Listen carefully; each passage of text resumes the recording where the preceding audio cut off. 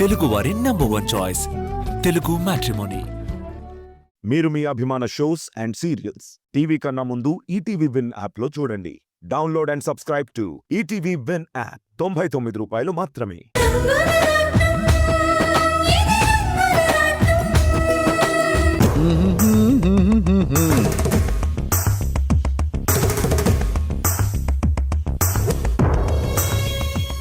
మళ్ళీ ఈ హుషారైన పాటలాగా నువ్వు నేను ఓ డ్యూయెట్ వేసుకుంటే అబ్బా గుమ్ముగా ఉంటుంది.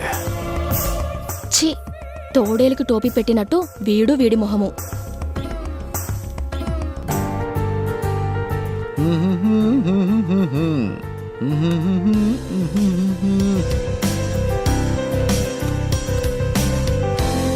రే ఇలా రా.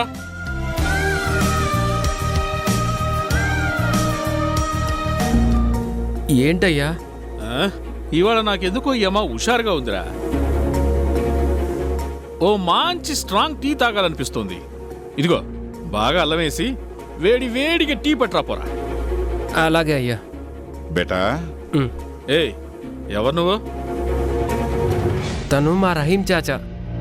నేను మా చాచా దగ్గరే ఉంటాను, టీ కొట్లో. టీ కొట్టులో బాగుంది, చాలా బాగుందిరా. చాచా, నేను చెప్పానే బాబురావు గారని, ఈయనే. నా గురించి చెప్పావా? ఏమని చెప్పావురా? చాలా గొప్పగానే చెప్పాడు మావాడు. ఆ? నువ్విక్కడ మొకటం లేని మహారాజు అంట కదా. ఇక్కడ పనివాళ్ళందరికీ మీ మాటంటే ఎంతో గౌరవం అంట కదా. అందుకే ఒకసారి చూసిపోదామని వచ్చాను. ఈ ముసలోడు నన్ను పొగుడుతున్నట్టా తిడుతున్నట్టా? ఏదైతే నాకేంటి. రే, టీ తీసుకురా, వెళ్ళు. పద చాచా. ఆ,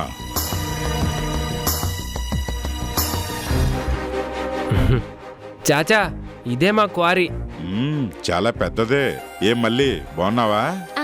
బాగున్నాను చాచా. మళ్ళీ ఆ బాబురావుకి టీ కావాలంట. ఇక్కడ స్టవ్ గిన్నె ఏమీ లేవు. ఎలా? ఏం పర్లేదు, నువ్వు చాచాతో మాట్లాడుతూ ఉండు, ఈలోగా నేను టీ పెట్టుకొస్తా. హ, ఆ, బేటా ఆ దుర్మార్గుడితో కాస్త జాగ్రత్త. ఏం పర్లేదు చాచా.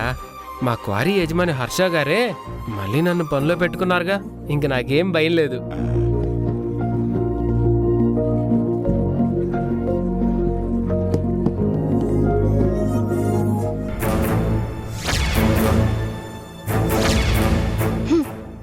ఆడది కనిపిస్తే చాలు ఆకలి చూపులు చూస్తావా? వంకర నవ్వులు నవ్వుతావా? చెప్తా.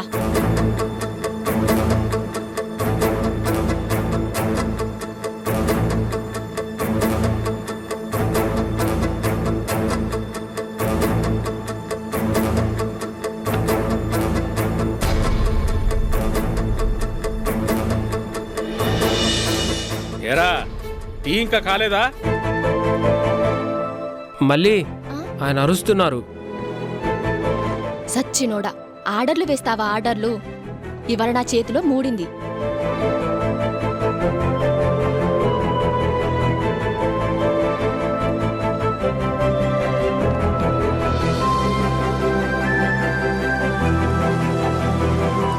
ఇక అరవడ్లే, తీసుకెళ్ళివు.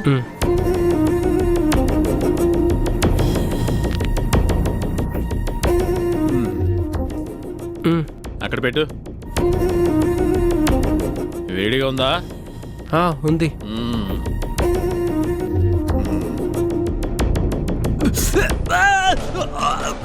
మంట!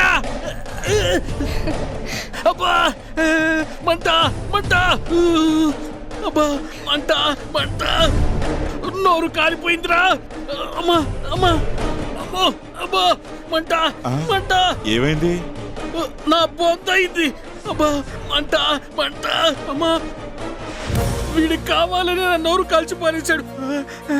అదేంటండి, నేనేమన్నా కర్ర కాల్చి వాత పెట్టానా? మీరే కదా వేడివేడి టీ తెమ్మన్నారు, తెచ్చాను. మీరు చూసుకోకుండా తాగితే అది నా తప్ప? నిన్ను రేయ్! మంట! నాలిక నుంచి మొదలై కొండ నాలిక దాకా కాల్ చేసావు కదరా. నీ సంగతి మళ్ళీ చెప్తానుండు.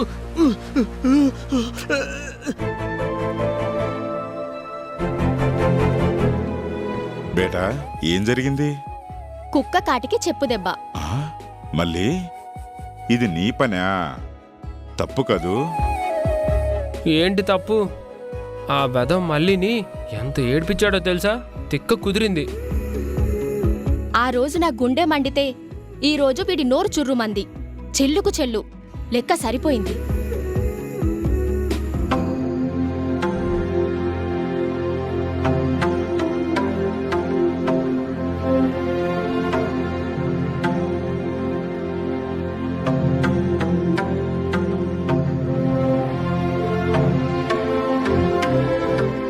అమ్మా మాధవి, ఇదిగో ప్రసాదం తీసుకోమ్మా. ఓ, గుడికెళ్ళొచ్చారా అత్తయ్య? లేదమ్మా, నువ్వు ఎవరి కోసమో గుళ్ళో గణపతి పూజ చేయించావట కదా. ఆ శివాలయంలో శాస్త్రి గారే ఈ ప్రసాదాన్ని తెచ్చి నీకిమ్మన్నారమ్మా. కనిపించకుండా పోయినా ఎవరో రాధాకృష్ణ కోసం అట కదా నువ్వు పూజ చేయించింది.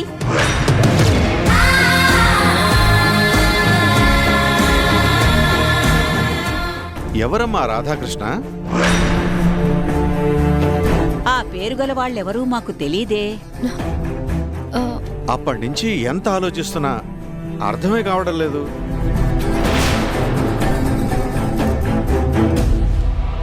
పైగా నువ్వు ఒక్కదానివే గుడికి వెళ్ళి ప్రత్యేకంగా పూజ జరిపించావంటే ఎవరమ్మా అతను?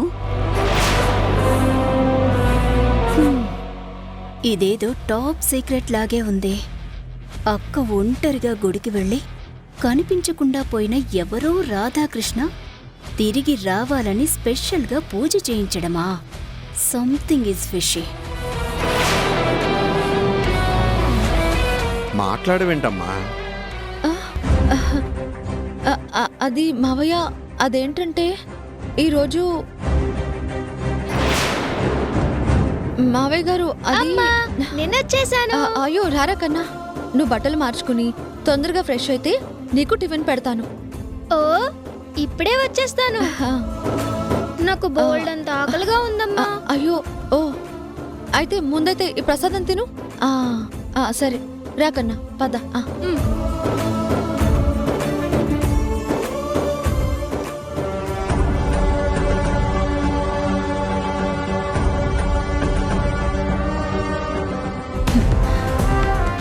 అత్తయ్య మామయ్య అడగ్గానే అక్క అంత కంగారు పడిందేంటి? ప్రసాదం కూడా తినకుండా ఆగిపోయి జవాబు చెప్పలేనట్టు తల దించుకుని దొంగ చూపులు చూసింది అంటే దానర్థమేంటి? అక్క ఫ్లాష్ బ్యాక్లో ఏదైనా అఫైర్ ఉంది అనుకోవాలా? అదే నిజమైతే మాధవి ఆయువు పట్టు నా గుప్పిట్లో ఉన్నట్టే.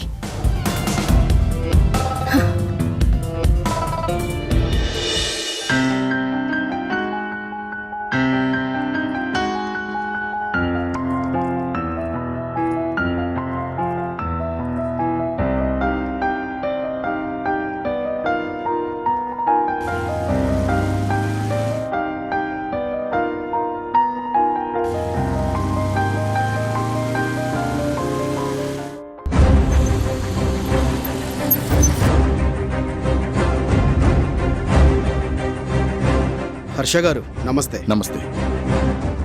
ఏంటి ఇక్కడ కలుసుకుందామని కాల్ చేశారు? ఇంతకుముందే ట్రైన్ యాక్సిడెంట్ గురించి ఇంకొంతమంది ప్రయాణికులని నేను ఎంక్వైరీ చేశాను. అది చెప్పాలనే నేను మీకు కాల్ చేశాను. మాధవి గురించి ఏమైనా ఇన్ఫర్మేషన్ తెలిసిందా? లేదండి, ఆ యాక్సిడెంట్లో బ్రతికున్న వాళ్ళకి, రైల్వే వాళ్ళకి, హాస్పిటల్ స్టాఫ్కి కూడా మాధవి గారి ఫోటోను చూపించి అడిగాను. కానీ అందరూ ఆవిడని ఎక్కడా చూసినట్టు గుర్తే లేదు అంటున్నారు. ఇన్స్పెక్టర్, ఎక్కడా ట్రేస్ కాకపోతే నా మాధవి ఏమైనట్టు? ఎలా అదృశ్యమైపోయినట్టు? అదే నాకు అర్థం కావట్లేదు సార్. ట్రైన్ యాక్సిడెంట్లో ప్రవాహంలో పడి కొట్టుకుపోయిన వాళ్ళ డెడ్ బాడీస్ అన్నీ దొరికాయి. వాటిని ఫార్మాలిటీస్ పూర్తి చేసి వాళ్ళ బంధువులకి అప్పగించడం కూడా జరిగిపోయింది.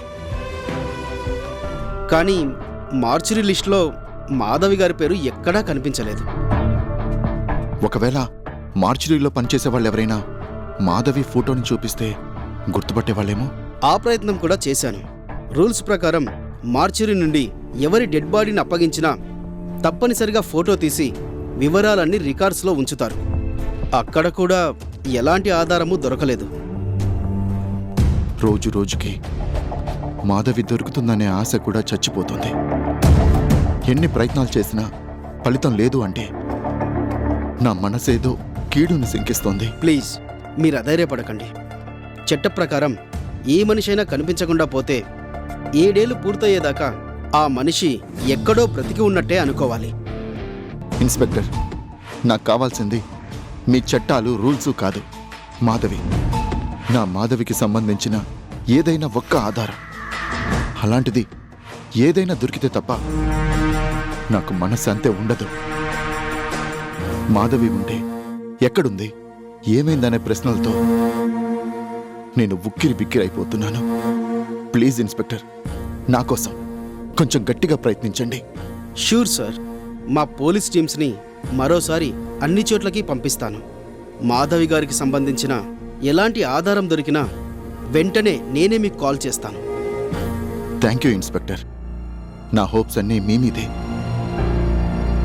మీరెప్పుడు కాల్ చేస్తారా అని నేను ఎదురు చూస్తూ ఉంటాను. Okay sir, bye. Take care. Bye.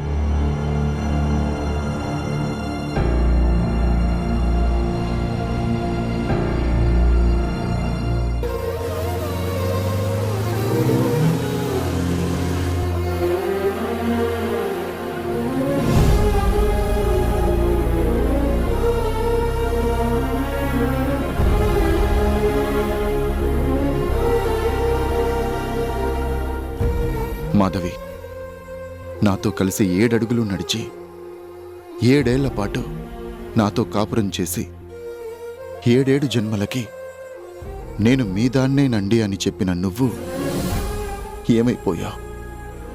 ఎక్కడున్నావు మాధవి?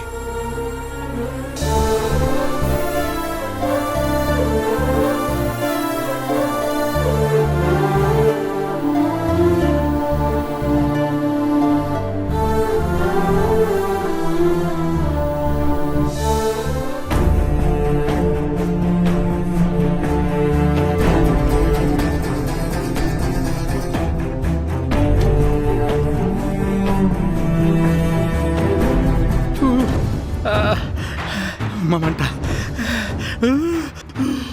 డాడ్, ఏమైంది నోటికి? కాలిపోయిందే. అబ్బా. అబ్బా, అసలే నేను టెన్షన్తో ఉంటే నిప్పులు మింగినట్టు ఈ చిందులేంటి? కొండనాలికి దాకా చుర్రుబంటే చిందులు కాక ఇంకేం చేయను. మరదే, నోటిని కంట్రోల్లో ఉంచుకోకపోతే కొరివితో తలగొక్కున్నట్టే అవుతుంది.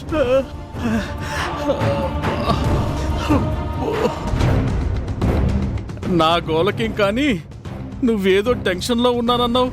ఎందుకు? డాడ్, రాధాకృష్ణ ఎవరు? ఎవరో రాధకి ప్రియుడో మొగుడో అయ్యుంటాడు. నన్ను అడిగితే నేనేం చెప్పను? Dad, I'm serious. మన రిలేటివ్స్ లో ఎవరైనా రాధాకృష్ణ పేరుతో ఉన్నారా? ఎందుకు? ఆన్సర్ చెప్పు. లేరు. ష్యూర్? నందిని, నేను నీ బాబునే. అటు ఇటు మన బంధువుల్లో ఆ పేరు గల వాళ్ళు లేనేలేరు. మరైతే రాధాకృష్ణ పేరు మీద మాధవి అక్క గుళ్ళో పూజలు చేయించింది. దానర్థం ఏంటి? బేబీ, ఏంటి నువ్వనేది? నిజం డాడ్.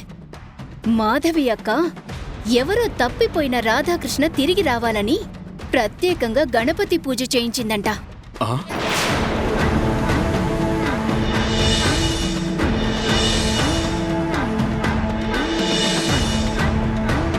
అది మ్యాటర్. రాధాకృష్ణ అనే ఎవరో మగాడి కోసం అక్క అంత సీక్రెట్ గా పూజలు జరిపించింది అంటే సంథింగ్ ఇస్ ఫిషీ. అంటే వాడెవడో మాధవికి స్నేహితుడో ఒకప్పటి రహస్య ప్రేమికుడో మనం కనిపెట్టాలి. అత్తయ్య మామయ్యలకి కూడా ఆ పేరు గల వాళ్లే తెలీదు అంటే అనుమానించాల్సిన విషయమే డాడీ. బేబీ, ఎంతో పద్ధతిగా ఉండే మాధవి ఫ్లాష్ బ్యాక్ లో అంత పెద్ద సీక్రెట్ ఉందంటావా? డాడ్, ఈ కాలంలో అందరూ ముదుర్లే. ఓకే, ఆ రాధాకృష్ణ ఎవరో తెలిసిన తర్వాత ఏం చేద్దాం? ఆడుకుందాం, అక్కతో దాగుడు మూతలాట. మరి ఇంకెందుకు ఆలస్యం? ఇప్పుడే వెళ్ళి మాధవిని అడిగేద్దాం. కాదు కడిగేద్దాం. ఎస్, ఇందాక అత్తయ్య వాళ్ళు అడిగితే జవాబు చెప్పకుండా తప్పించుకుంది. మనం డైరెక్ట్గా అటాక్ చేస్తే అప్పుడేం చేస్తుందో చూద్దాం. పద. మ్.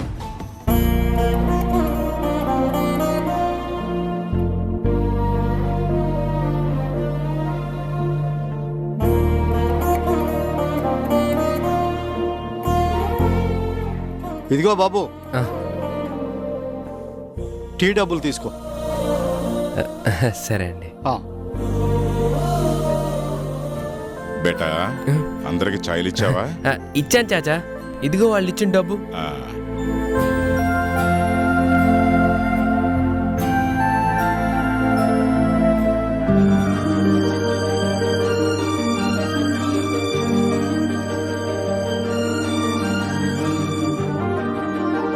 ఏమండి ఏమండి, ఇదిగోండి బ్యాగ్ తీసుకోవడం మర్చిపోయారు. థ్యాంక్స్ బాబు, ఊరికెళ్ళే తొందరలో మర్చిపోయాను. డబ్బులు బట్టలు ఇందులోనే ఉన్నాయి. అయితే జాగ్రత్త అండి, బస్సులో వెళ్ళేటప్పుడు మీ దగ్గరే పెట్టుకోండి. ఓకే బాబు. లేకపోతే దొంగలు ఎత్తుకుపోతారు. సరే బాబు. అట్లాగే బాబు. ఉమ్. నిజంగా మీరు చాలా మంచి మీరు జాగ్రత్త అండి. వస్తాను బాబు. ఆ. హర్ష గారు మీరా? హర్ష గారు మీరేంటండి ఇలా వచ్చారు? ఏ మీ షాప్లో నేను టీ తాగకూడదా? అయ్యో, రండి సార్ రండి. ఉమ్.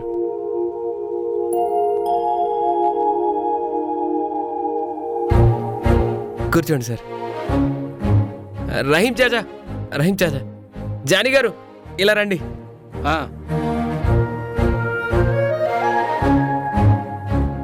ఏంట్రా? రహీం చాచా, ఈయనే మా క్వారీ ఓనర్ హర్ష గారు. సలాం సాబ్. నమస్తే. నమస్కారం అండి. నమస్తే. మా శివ మీ గురించి చాలా గొప్పగా చెప్తుంటాడు సార్. రహీం చాచా, మా హర్ష గారికి నా చేత్తో నేనే టీ కల్పిస్తాను. ఓ అలాగే. సాబ్, మా శివాని అన్యాయంగా పనిలోంచి తీసేస్తే వాడి మంచితనాన్ని గుర్తించి మళ్ళీ మీరే పనిలో పెట్టుకున్నారంట. ఆ మాట విన్నప్పుడే మీరెంత గొప్పవారో ధర్మప్రభువులో మాకు అర్థమైంది. ఇందులో నేను చేసిందేమీ లేదు. మీ శివాలో మంచితనం మాత్రమే కాదు, నిజాయితీ కూడా ఉంది. మరోసారి అది నేను ఇప్పుడే కళ్ళారా చూశాను. ఇదిగోండి తీసుకోండి అలాంటి. Thank you.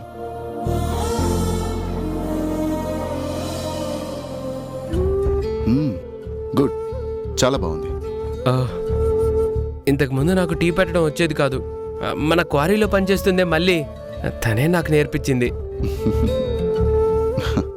ఆ రోజు నీ తప్పేమీ లేదని చెప్పింది కూడా మళ్ళీనే. అందుకే నా అంతటా నేనే నిన్ను మళ్ళీ పనిలో పెట్టుకున్నాను. ఇప్పుడు కూడా మీ వాళ్ళని కలిసి జరిగిన పొరపాటుకి చింతిస్తున్నా అని చెప్పడానికే వచ్చాను. నై సాబ్, అంత మాట అనొద్దు. శివ నిర్దోషి అని మీరే గుర్తించారు, మాకదే చాలు. మీలాంటి మహారాజు నీడలో ఉంటే ఇక వీడి గురించి మాకు దిగులే ఉండదు. డోంట్ వరీ, ఒక్కసారి నేనెవరినైనా నమ్మితే ఆ మనిషి కోసం నేనేమైనా చేస్తాను. ఇక మీద శివాకి ఎలాంటి కష్టం కలగకుండా నేను చూసుకుంటాను.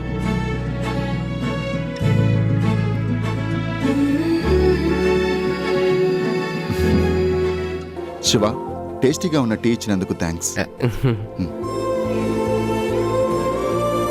తీసుకో. అయ్యో వద్దండి. ఏ ఎందుకొద్దు? మన వాళ్ళు అనుకున్నాక ఎవరైనా డబ్బులు తీసుకుంటారా? తప్పు కదండి. Good, keep it up.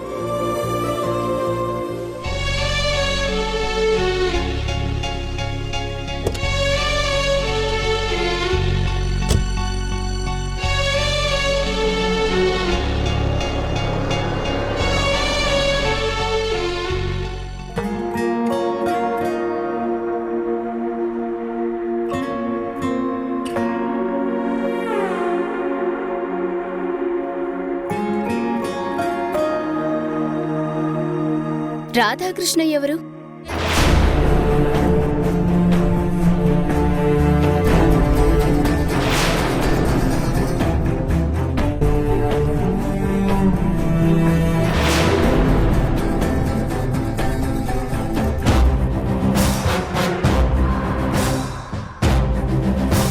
అదేంటి మాధవి, ఆ రాధాకృష్ణ పేరు వినగానే అలా షాక్ అయ్యావేంటి?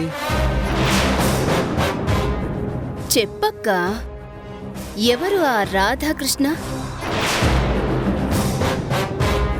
మా వైపు చుట్టాల్లో ఎవరూ లేరు, మరి ఆ రాధాకృష్ణ మీ వైపు చుట్టాల్లో అంత కావలసిన వాడా?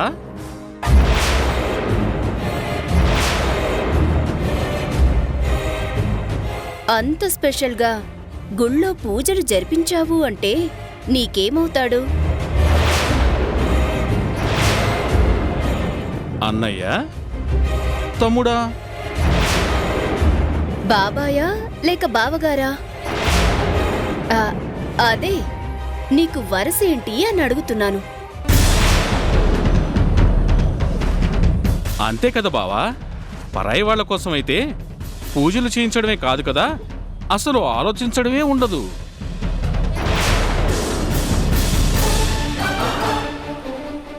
మరి కనిపించకుండా పోయిన మనిషి, అదే ఆ రాధాకృష్ణ కోసం పూజలు చేయించడం అంటే బాగా కావాల్సిన వాడే అయ్యుండాలి కదా.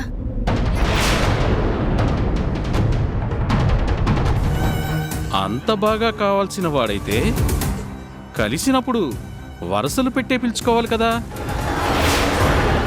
ఏంటా వరస అని అడుగుతున్నాను, చెప్పక్క. చెప్పు మాధవి, మేము అడిగినప్పుడు చెప్పలేదు, కనీసం ఇప్పుడు వాళ్ళు అడిగినందుకైనా చెప్పు. ఎవరతను? ఏం చెప్పను. రాధ నా భర్త అనే నిజాన్ని బయట పెడితే నేను మాధవిని కాదు అనేది కూడా బయటపడిపోతుంది. సమయానికి హర్ష గారు కూడా ఇంట్లో లేరు. వీళ్ళు కావాలని నన్ను ఇరికించాలని చూస్తున్నారు. అమ్మా మాధవి, నీ మౌనం 100 ప్రశ్నలకి కారణం అవుతోంది. 1000 సందేహాల్ని కలిగిస్తోంది. 1,00,000 అనుమానాలకి ఆజ్యం పోసినట్టు మారుతోంది. నిజం నిప్పు లాంటిది అంటారు. ఆ నిప్పుని గుప్పెట్లో మూస్తే రకరకాల అపోహలు అనే పొగలు బయటికొస్తాయి. ఆఖరిసారి అడుగుతున్నాను, చెప్పమ్మా. నువ్వు చెప్పకపోతే చెప్పకూడని ఏదో రహస్యం ఉందని మేమందరం అనుకోవాల్సొస్తుంది. న్యాయంగా ఆ రాధాకృష్ణ నీకేమవుతాడో చెప్పు.